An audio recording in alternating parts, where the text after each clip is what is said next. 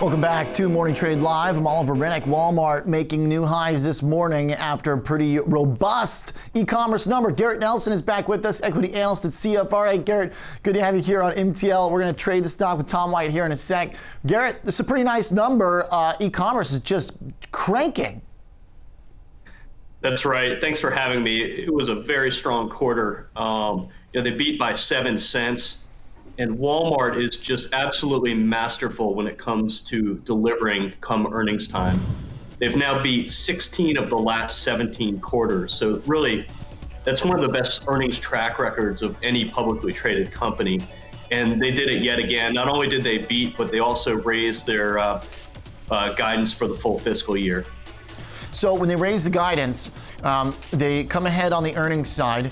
Revenue a little bit in line with expectations. I mean, it's a big number here, so I don't think there's any real disappointment with that.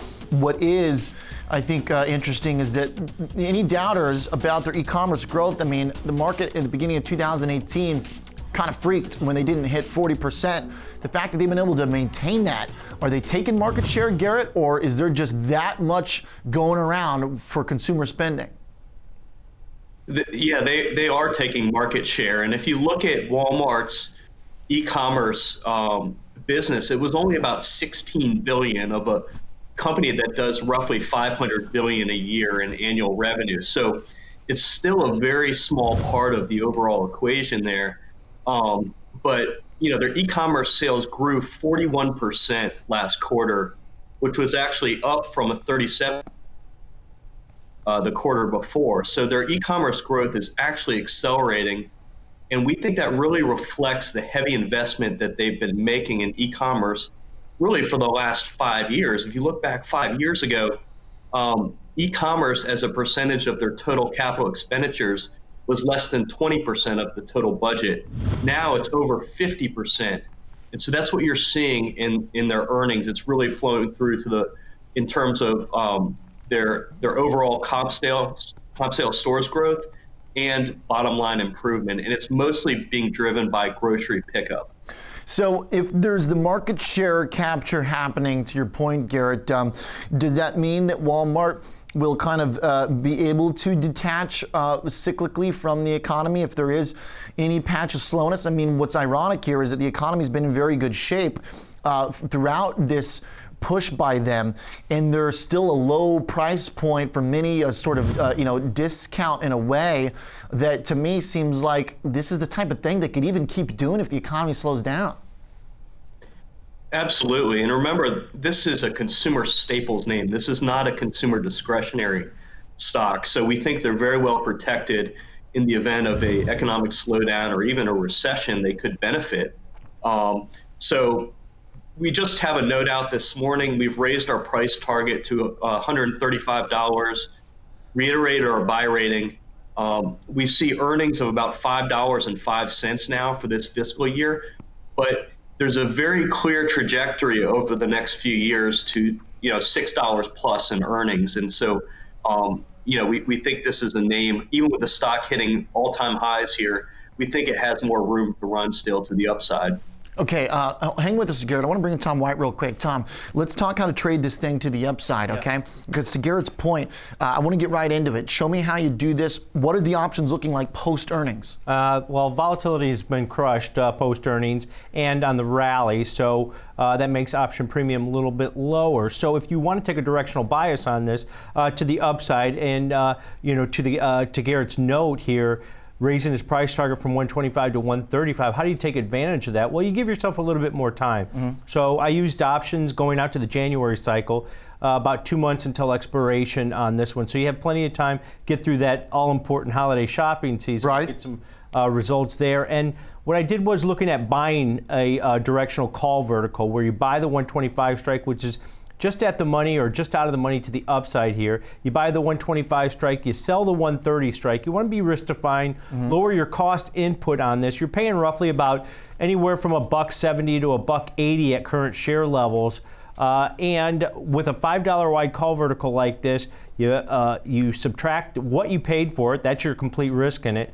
And then you have a potential reward of about $3.20 on this particular trade. Takes that break even up to 126.80, which would be another all-time high, but you're giving yourself 2 months for that to take place.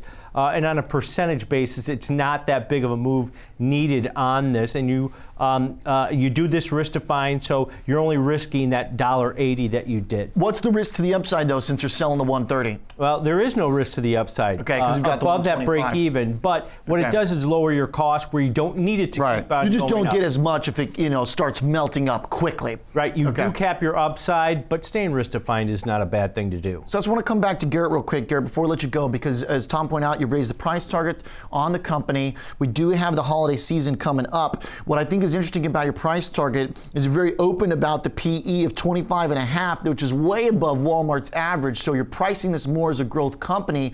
Does that mean it might start to trade as a growth company and get this like momentum bid we've seen in Apple, that we've seen in some of the other big companies that are doing well? So it mainly reflects the potential of the e-commerce business, which I said, it's still less than 5% of the total revenue. So there's so much room for growth there. And if you look at just the e-commerce component of Walmart, it's growing at triple the rate that Amazon is growing. So there's so much potential there. And we don't think historic multiples are really relevant because this is really a different company. We think it should be valued more like a hybrid retailer rather than a traditional brick and mortar retailer, which it has been in the past. So we do think a premium multiple is warranted. And also considering their track record of earnings execution and their very generous returns, cash returns to shareholders in the form of dividends and share repurchases, we think 25.5 times earnings is a fair multiple, which equates to a $135 stock price 12 months from now. Okay, Garrett, really good stuff. Very interesting. Walmart here continuing to run 135 on the price target now. Garrett, really good stuff.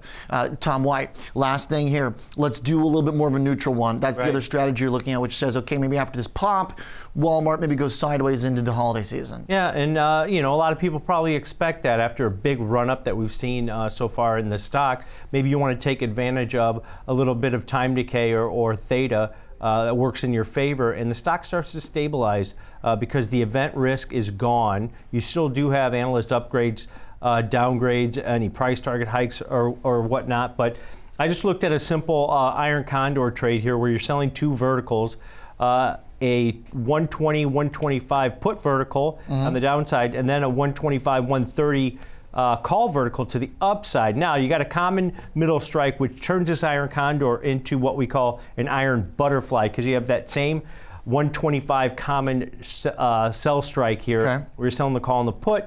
You use the wings, the 120 and the 130 put and call simultaneously to create a risk-defined trade. You collect roughly about $3.25 credit on that. That's your maximum potential gain on it. But you've got a nice wide range of about 121.75 to the downside, 128.25 to the upside. So you have a nice range for this stock to kind of meld into over the next 3 weeks or so until December 6th weekly. Okay. I just did a really short-term one as an example here, just to give you kind of an idea what you can do, what type of strategies you can do to take advantage of a range-bound trade maybe over the next 3 weeks.